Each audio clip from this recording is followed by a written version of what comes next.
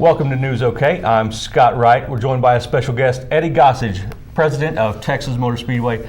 Eddie, we really appreciate you taking a few minutes to stop by with us. Glad to be here. There's tons and tons of fans in Oklahoma that come down to Texas Motor Speedway. Absolutely. Obviously, you got a big race. It's only April, but a lot of drama already on the Sprint Cup circuit. Talk about some of the interesting storylines that you see coming into this race. Well, I think there are a lot of storylines. A couple of them are who's where and having the kind of season they're having.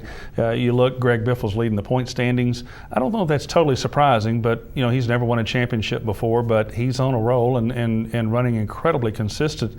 But in second place, having the best year of his career is Dale Earnhardt Jr. And while it's still early, you can see that team gaining confidence every week. You can see Dale and Steve Letarte, his crew chief, communicating better and better, and they just seem to be gaining momentum, and they're way overdue. It's been 135 races since Junior's won a race, so I think he's due for a win. And then you look at his teammates at Hendrick Motorsports. You've got Jimmy Johnson, five-time champion, back about ninth. Jeff Gordon, I think, is in the 20s. Casey Kane, who everybody thought was going to come out in his first season with Hendrick Motorsports and just blow the doors off, he's back in the 30s. So those guys have had either just some bad runs or, in Casey's case, some really terrible luck. So it's kind of interesting to see who's at the front, who's at the back, but it's still early and anything can happen. And you mentioned Earnhart. He's got a little bit of history there at Texas, doesn't he? He does. He won his first nationwide race. I think it was 1999, the very first race at Texas, and then he won his very first Cup race in 2001 at Texas. So he knows how to get to victory lane. Wouldn't be the least bit surprised to present him with the cowboy hat and the guns in victory lane next Saturday night. This will be the second year you guys have raced the Cup race under the lights. What was fan reaction like last year, and are you looking forward to it again this year? Absolutely, and they dig it. They really love it. The cars look faster at night. When they got a full load of fuel, you see them bottom out and the sparks shower out from under the cars.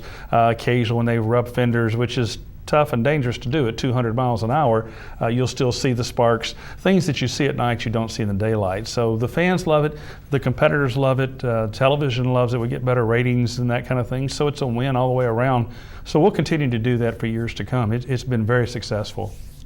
You guys are always known for being very fan friendly. Anything special that you think the fans should know about this week? Well, we've tripled the number of trams since last season, so that was a big off-season investment, and that's not one of those flashy kind of things, but it's really important to help get people around the property. Parking is still free. You can still bring your coolers in, things of that nature. So those are really important fan amenities that you don't find in other sports. So other than that, we've just got a ton of activities going on morning, noon, and night to entertain everybody, in addition to practice, qualifying, and of course the races. Wonderful, Eddie. Thank you very much for joining Pleasure. us. Stick with us. I'll have all the coverage from Texas Motor Speedway on Friday and Saturday at newsok.com/sports.